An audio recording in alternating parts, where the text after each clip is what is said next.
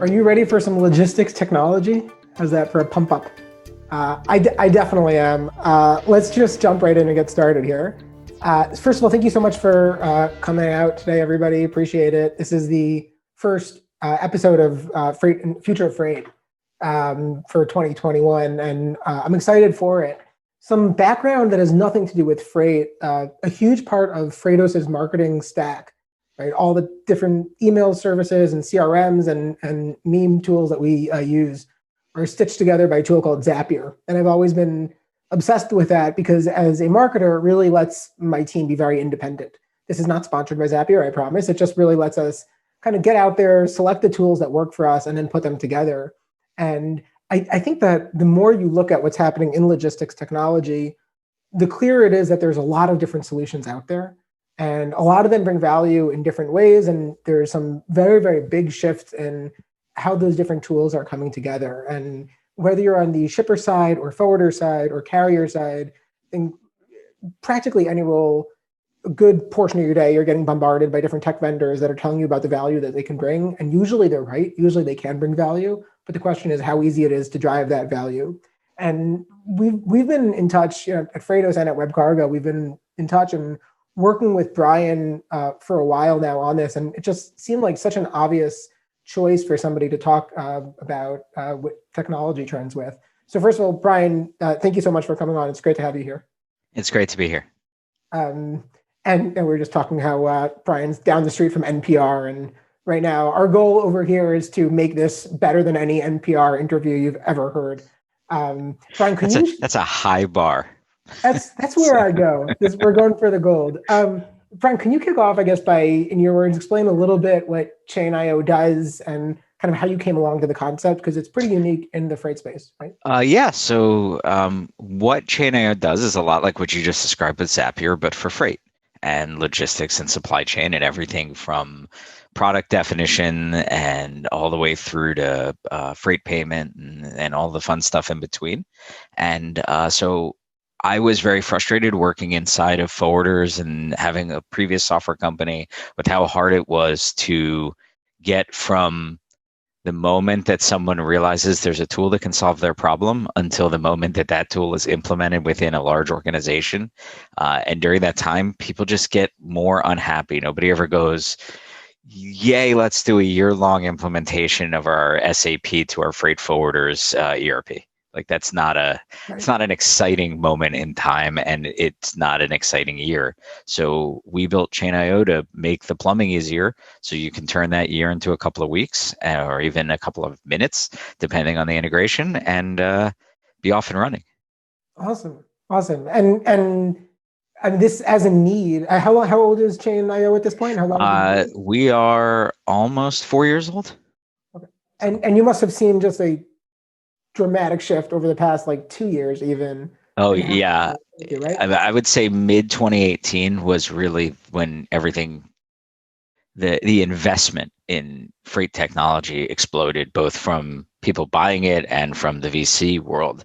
And what it did was, and I know we'll get into this, but it sort of expanded the landscape probably exponentially, and instead of people inside of freight forwarders and shippers going, I may need to do 1 or 2 implementations over the next couple of years, we're talking about 12 and 14 implementations, and they might be smaller, but that's a lot of things to figure out how all these puzzle pieces fit together.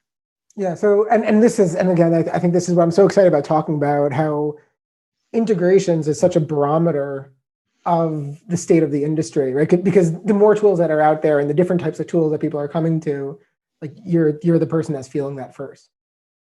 Yeah, we get to talk to everybody, which is honestly my favorite part of doing this, is getting to talk to every forwarder, every software company, and really just see all the incredible ideas that are out there. We give ourselves a really hard time for not being a forward-looking industry, but when you're in the trenches, you really do see a lot of innovation happening.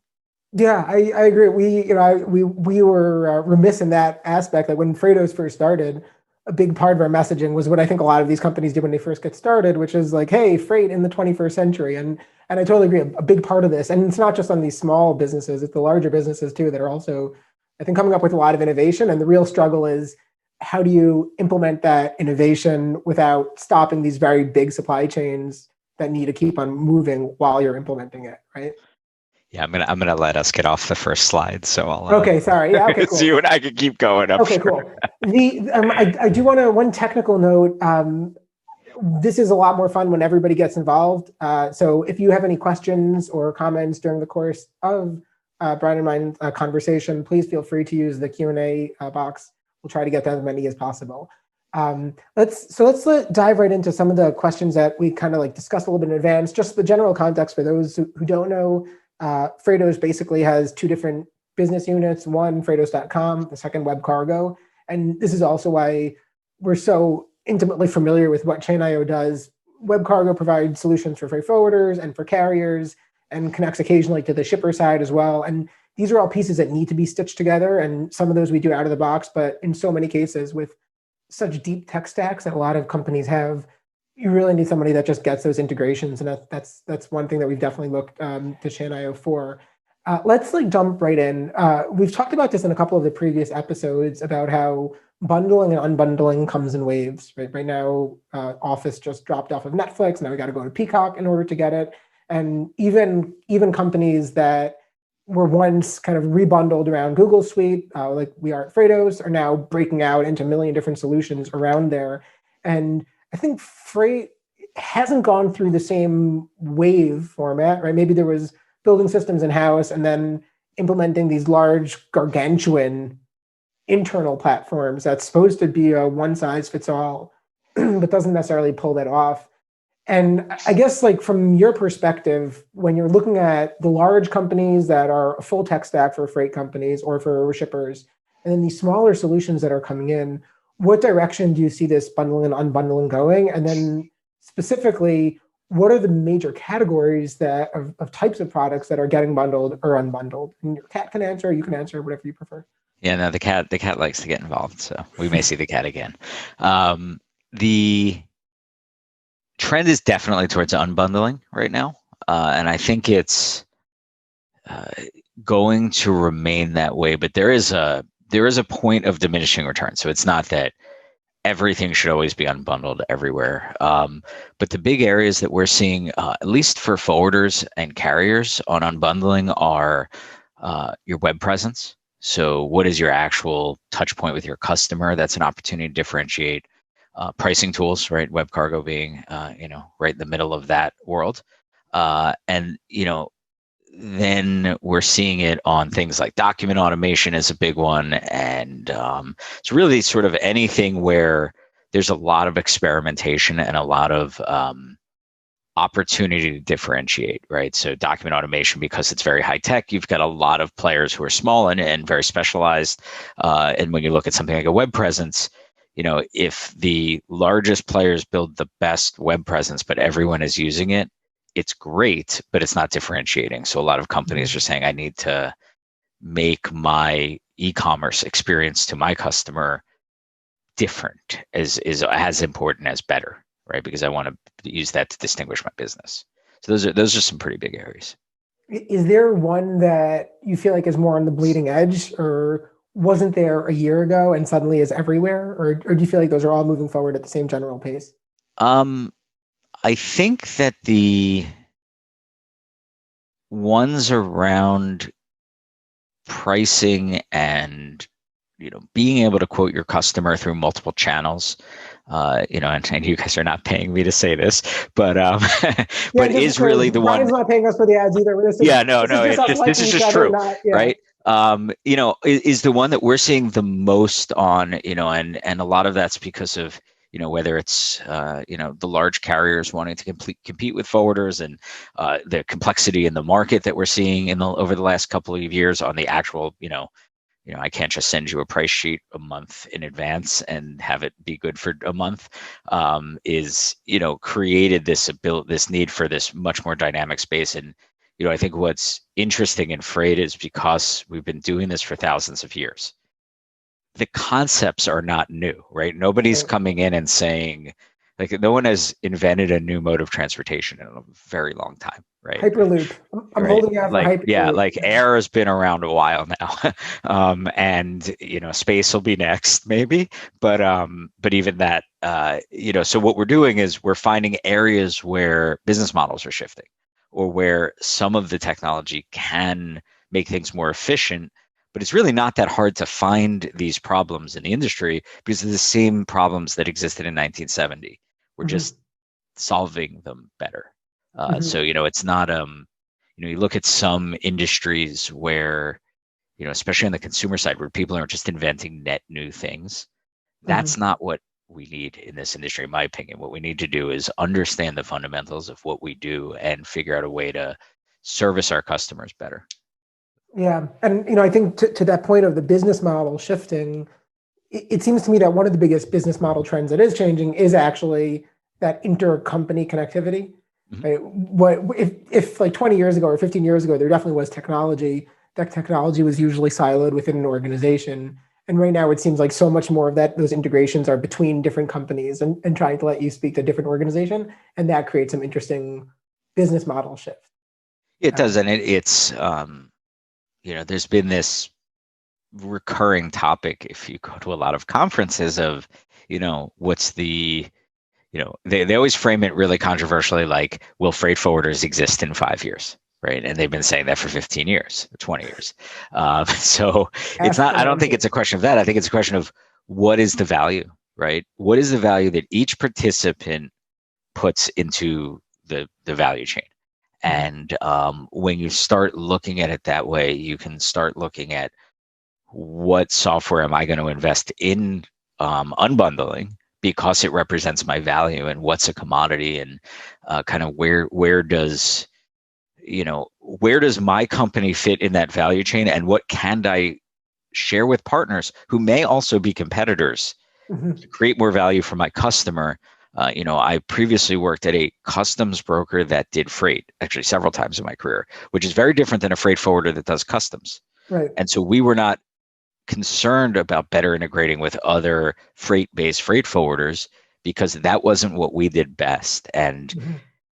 if we committed to trying to be the best at everything, we were going to be the best at nothing.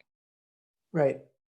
Is there, before we move on from this idea of bundling and unbundling, maybe one difference with, let's say, Google Suite is that there's no beating heart of Google Suite. Like you could peel off email and live alone with an email software, and that doesn't necessarily need to integrate back into your Google Docs or into your calendar.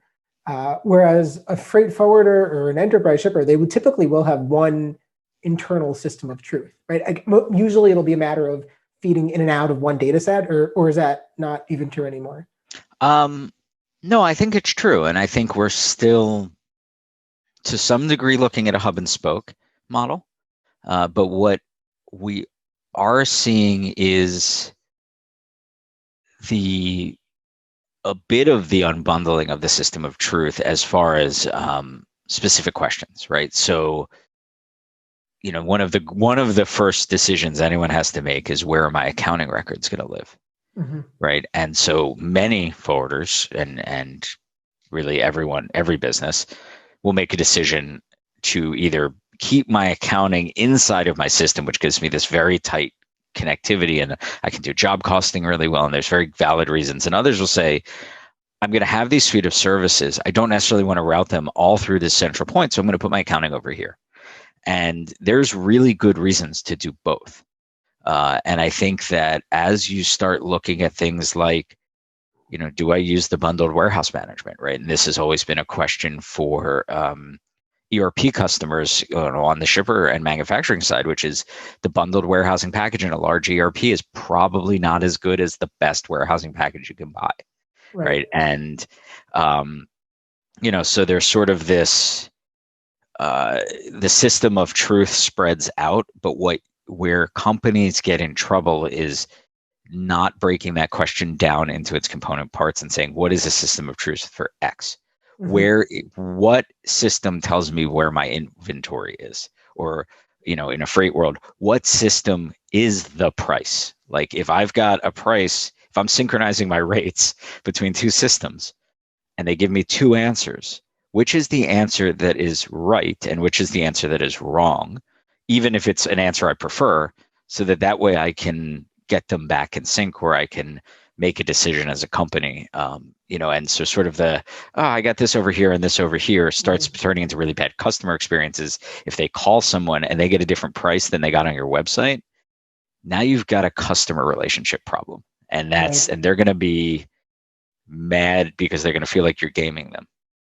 Right. I like one more question that's just like popping up in my head while you're saying this is that, so yeah, you'll have like 6 different systems, one for warehousing, another one for your CRM, another one for pricing, whatever it is. And then if you're looking at those individual technology vendors, do you see that the tech vendors are starting to try to get much better at that one thing they do really, really well? Or are they trying to, I'm like thinking this like a risk board, like, if you have a really, really good Australia, are they trying to invade, or are they just like staying where they are and just getting much better? The startups and the VC-backed companies are generally trying to do what they do really, really well. The legacy providers, or the, and I don't use the term legacy there in the sense of to be disparaging, more of just the ones that have been doing it a long time, have a business model that is more about consuming as much of the IT spend as possible. And I think if you look at it, you start looking at incentives, right? So the incentives on the startups are to build that product out as fast as possible and get as much. For a lot of the more established providers, the incentives, they're either publicly traded or they're, owned, you've done a bunch of acquisitions, and it's more about sort of aligning to that vision that they had of why they made those decisions. And so they're, it's like, I tell shippers that you can understand a lot about your freight forwarder by understanding their IT stack and where they've chosen to invest. And forwarders and carriers can do the same thing by looking at the software companies and how they talk about their own financials and how they talk about, why did you do this acquisition? What does this mean to you? Right. And, there's very, very commonly known examples of companies have gone out and bought lots of customs because they want to have a global vision. And that's a very, very good, valid strategy. But know what that strategy means and know whether that aligns to what you want to buy. Right. And if you're a large freight forwarder who wants to have a global footprint, that's an awesome value proposition. If you're sitting in one country, that's meaningless to you. Right.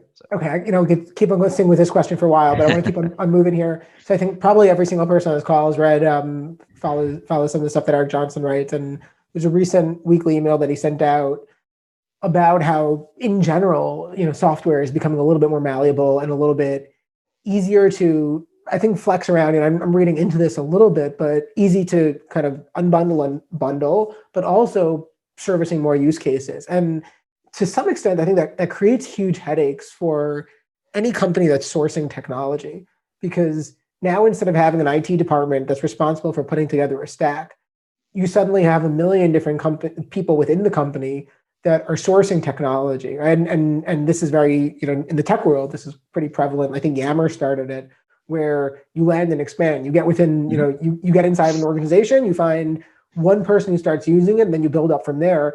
And I think we're now at the point in the logistics space where that's starting to happen as well, where you can actually start getting value out of a platform before it's necessarily a part of your core stack. And then any person within the company becomes somebody who's sourcing it. And maybe that's taking a little bit away from the core platform. And there's all these like little decisions that need to be made for every individual product. Like, what kind of access do I need? If I suddenly found new pricing software, how much does that need to be integrated with all the other aspects of my business? And where that kind of takes me is, for larger companies particularly, I feel like that almost creates more of an incentive to focus on building the best possible technology stack internally. A lot of these companies do have, a lot of larger freight companies do have the capital out there, right? This is, at the end of the day, it's just development. Do you feel like this like unbundled, bundled is changing the build, buy, acquire model? And does that map differently for very large companies or very small companies? Are they approaching that a little bit differently? It is and it isn't. It is in the sense that there's a lot of opportunity to move much faster. I remember starting up a .com warehouse when dot-coms were just kind of getting going. This was a long time ago, and we undersized our servers. And we took that company, basically they did a big public launch and we took them down. Not at Chainio, but this was many, many years ago. And when you do that, and you've got to buy servers and you've got to rebuild an entire tech stack, over the course of a couple of days, it's rough, right? And when you want to bring a new piece of technology in on an on-premise basis, pre-cloud, it's really, really hard. And even in cloud, it's still hard. And this is the thing that people need to keep in mind is I can add lots of tech, but there are very few things that are done in a logistics organization that involve one person. Mm-hmm. So if you're not getting business process right and you are not having some sort of, doesn't have to be command and control, but some sort of collaboration and business process mapping team, even at the smallest forwarder, right? And you might just be the owner, right? But if someone isn't mapping that out and saying, where does this fit and how are all of these participants going to play together in my ecosystem, then the software doesn't bring value, right? So adding a pricing tool that the person at the pricing desk uses, but you haven't changed the way you buy freight is maybe an incremental benefit, but it's not a game changer, right? Providing access to all that and eliminating the pricing desk is a completely different experience for your customer. And that's the thing that I think at every company size isn't changing, is the need to do business process and requirements up front and then build, buy, acquire, right? Now, I think buy is making a lot more sense than build nowadays because it is much cheaper to provision cloud software than it is to build cloud software. And it used to be wasn't a trade-off between like where build and buy were ever the same price, but they were close enough that if you could get a few more features, build was worth it. There's not a lot of scenarios anymore where that's true, right? Where you can really say, I'm going to invest in building and maintaining this software till the end of time and all the security and all of the, a lot of people who built their own custom software in the US, then when Customs upgraded their system a decade ago, they went, oh my God, I now have to reinvest in rebuilding everything because Customs changed, as opposed to people who had bought software. We got to call our vendors and just kind of go along for the ride, which was still bumpy, but not nearly as bumpy. So, I think always buy unless there's a really compelling reason not to. Are you also seeing, I suppose, because of the ease of shifting between companies, right? It's easier to dump a vendor and shift now, presumably, than it used to be. Are you, or is that not even true? I disagree. Okay. That's when you start intertwining all of these things, it becomes really hard to dump a vendor almost anywhere, except for the most peripheral things in your business, right? So, document automation is probably the easiest thing to swap in a different tool. But even there, most of those document automation tools have complex workflows, and they may be talking to 3 or 4 systems.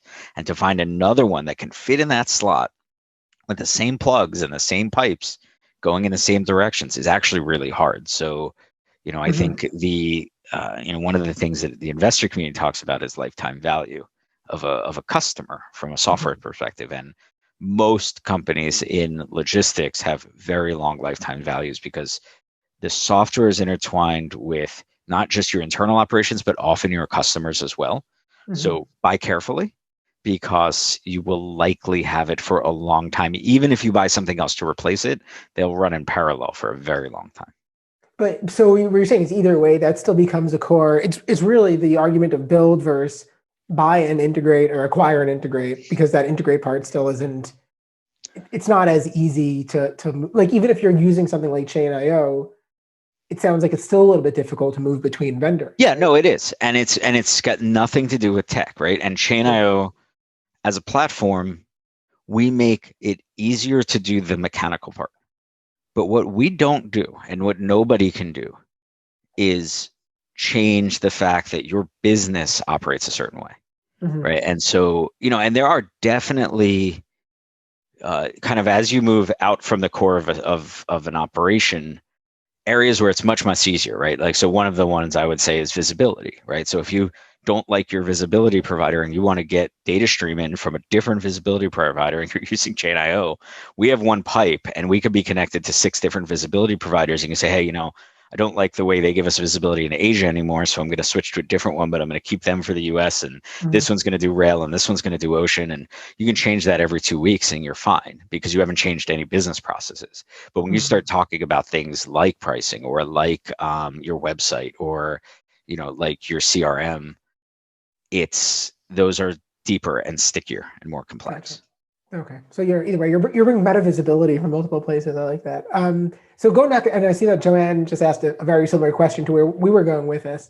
One, this is just from a kind of a price point and sales methodology for different types of companies with different account values, and probably 15 years ago, if you're buying logistics technology software, the price tag you're paying is going to be very, very high. You're paying, thousands, tens of thousands of dollars minimum for most software. And now we're seeing this very long tail of technology that's popping up, either with freemium models or much cheaper models, particularly for SMBs, and really trying to leverage the fact that we can build software, we can scale it, people can integrate relatively easily, and we could start selling to far more SMB freight forwarders or SMB shippers and provide them with the right platform.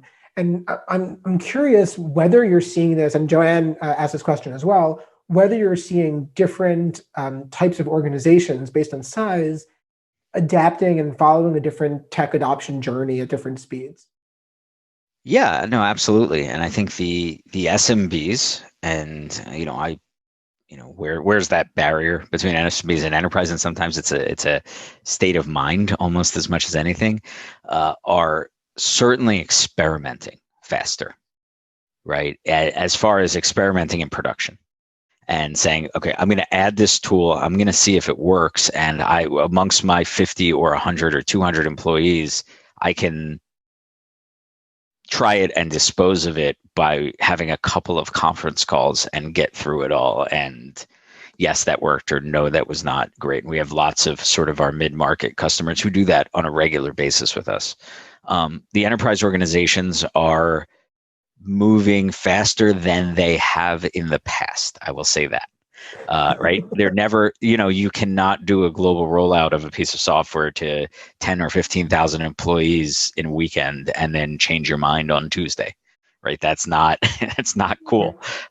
So, they're moving, and I think where they're able to have an advantage in this space though, is they have people who can be thoughtful and spend time to make sure they get it right. And sometimes what you'll find in the SMBs is they're cycling through stuff so fast that either they don't give it a chance or they haven't really thought out how to best utilize it, and they add it and they don't get the value. So I think there's sort of advantages or things happening on both now. Probably the biggest thing though is in the last 12 months, almost exactly 12 months ago, I was with you at your in-person conference. So that's right. Seems like a different world. But the speed that everyone's moving is just, and the willingness to make decisions has just changed, right? So might still be a process and a journey to get implemented, but the willingness to make the decision as opposed to saying it's a next year problem or a 5-year out problem has compressed. Interesting. So switching over to a couple of really, really fast questions here. Is there any one characteristic that you've identified at the companies that are really moving quickly? And that could be, freight forwarders, enterprise shippers, anything particular that emerges that says oh yeah, this is something that all the companies that are know how to integrate, know how to bring new platforms on quickly, all decision making. Well. Decision making. It's absolutely the characteristic that we can tell in a customer from almost the first meeting we have with the customer as to how successful they're going to be in bringing new technology into their organization is how well they can make a decision, right? Normally it's how fast. Sometimes it's more of just even knowing their own purchasing journey inside their company. And as you're doing integration, that muscle gets flexed more in a in a modular world than it does when you have that one system, and you might have to buy every 5 years or every 15 years. Mhm. When you're buying every week or buying every month, that's the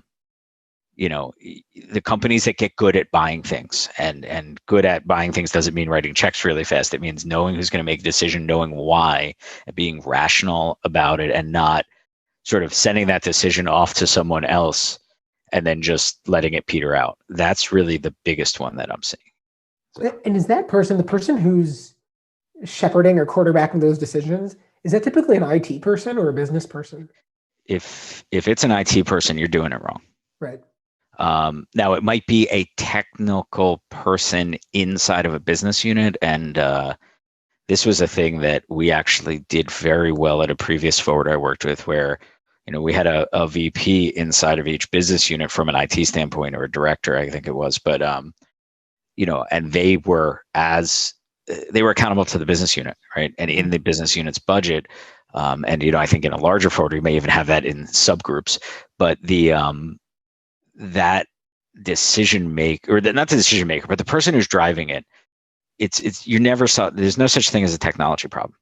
There's only business problems, right? Mm-hmm. You're doing things to, my favorite thing that I say several times a week, you do things in a business to increase revenue or decrease cost, right? Mm-hmm. Ultimately, those are sort of the driving things. If you do those two things, so neither of those things is inherently a technology problem. You need technology to solve those problems better than everyone else in the marketplace, but you don't start with tech. Right. And tech is never the one size kind of fits all for fixing problems. No, it's yeah, and that's the biggest mistakes we see companies are, you don't see it as much as you used to. It's just sort of the punting of, it's a tech problem, I'm going to throw it over the wall to someone in a back room who's never met a customer. Okay. I'm seeing a couple of questions start coming in from the audience here. We kind of touched on this, but do you see any notable increase in the buy-in for digital solutions from customers with COVID? I think that's customers during COVID, but maybe customers with COVID. Yeah, I'm going to say customers with COVID as different conversation. They're buying faster. Yes. Is there, and specifically, is there any specific growth rate comparison? You mentioned 12 months has been faster, but can you put on that? So what we're seeing out there is actually an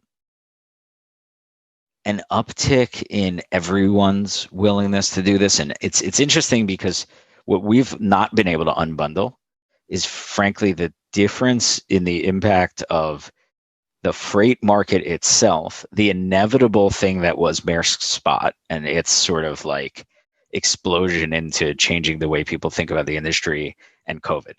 So we have customers, forwarders, whose businesses have boomed because they're in medical or they're in verticals, food, and they've just exploded this year. And some of them are investing a whole lot because of it, and some of them aren't because they're so busy. And we've got other ones who have been clobbered who have made decisions in both directions, right? Because they either said, great, this is a time to invest. And I think it was Mark Benioff who said that in the '08 crisis, his biggest regret was not hiring more salespeople during the crisis, because those crises are opportunities to really get out ahead of everyone if you have the capital. And so we're definitely seeing more interest across the board, more faster decision cycles, and more willingness to anecdotally at least not say, oh no, we don't need that thing, we've been doing it this way for years. I can't necessarily say it's 100% because of COVID, because there's so many other innovations and business model challenges coming in from so many directions. Whether it's the Maersk, whether it's companies like Amazon and Walmart driving more efficiency and performance out of their providers, whether it's just the general uplift in technology, the consumerization of technology, all of these things are coming together. It's just one of those perfect storm situations. And another really interesting question from Colin, who's asking about more from the shipper side, that given lock into software vendors, where do you see trends on technology tools? And specifically, should shippers be partnering and almost outsourcing their technology stack to their logistics providers, or building their own and forcing people to integrate into theirs? I think there's a very valid argument for looking at the service you're getting from your service provider as a combination of technology and the physical thing they do for you, right? And often in forwarding, there is no physical thing. It's all data and information and coordination and those types of activities. So I think as a shipper, you want to make sure that you're not so entwined that you could never leave, but at the same time to be able to say, I'm going to buy a turnkey service from you. And that's going to involve all the data and reporting. And I still want you to integrate the data that's important to the rest of my business, the people who don't sit next to me, right? In my particular unit, my accounting team still needs their data, and my sourcing team needs their data and all of that. But if you are going to be the IT department for me, is a very, very valid way to look at it, especially as things are moving so fast. So awesome. Often forwarders can buy and procure new freight technology faster than shippers can. So as much as we like to get on ourselves, our buying cycles are shorter than some of the large shippers. And also justifying that by amortizing the cost across all many right? Yes. Cool. Running a little bit out of time here, so just for I guess one last question: how did your experience in the logistics space kind of change the way you approach Chainio? And I guess more interesting is the second part of you're kind of living in the tech space and in the freight space. Is there anything that you're kind of choosing to take from tech and not from freight? So the thing that we're choosing to take from tech and not from freight is sort of this willingness to challenge assumptions even more deeply, right? And the other is then there's sort of an operational cadence that tech companies are very good at, of being more data driven and less anecdotal about how they do things. And that has been, is a thing. I think that when I was a forwarder, we were really good at solving the next customer's problem. Across all of the forwarders I ever worked with, not really amazing at getting out of the anecdote of the next big customer. Even at a huge company, you would say, okay, well, I'm going to solve for Motorola, I'm going to solve for Sony, I'm going to solve for Apple, but not I'm going to build the most amazing consumer tech supply chain in the world. I mean, there are some that would certainly challenge me on that, but as a broad scope. And I think so the productization and the sort of structure of that we're taking from tech. Mm-hmm. So. Okay. And then I kind of maybe have time for let's do two more. One mine that I really like to stop on. Your favorite pizza topping? So I think you're asking the wrong question, because challenge assumptions. I see what challenge you mean. Assumptions here. I think a great pizza is about great ingredients, and you could do it with almost any topping, including none at all. Whereas you can throw crappy toppings on top of crappy dough and crappy sauce, and you're going to end up with crappy pizza. I'm a margarita kind of guy. I like that. Yeah. So I mean, I'm happy to have pizza with the works, but they all better be good. Okay, so rather than continue with the questions that we've had, I see a couple more, and let's just answer one more question that's come in. How do you think that companies should do technology scouting or procurement effectively to achieve business goals? I think engaging and used to be going to conferences, which, as cliche as it is, was really valuable because you can get to so many suppliers and see the trends and actually attend the sessions. And I think continue to engage, whether it's in forums like these, whether it's through the, one of the things that's amazing in our space is the journalists covering our space are always happy to hop on the phone with anyone. Mm-hmm. And that's continuing to engage with the people who have the broader view. And I would sort of include the team at Chainio in this because we talk to every software company.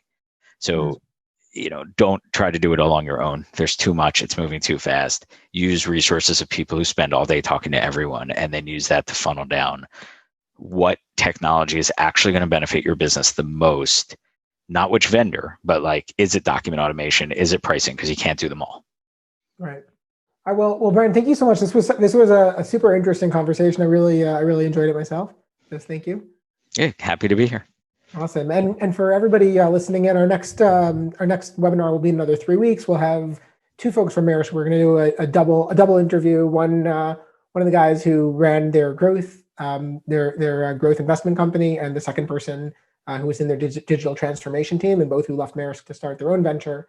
So we'll talk a little bit about trends that are happening within the industry. So keep on checking your inbox for the next invite. And thank you so much for attending. Sorry we couldn't get to every single question, but really looking forward to seeing you all here next time in a couple of weeks. So thanks and have a great day.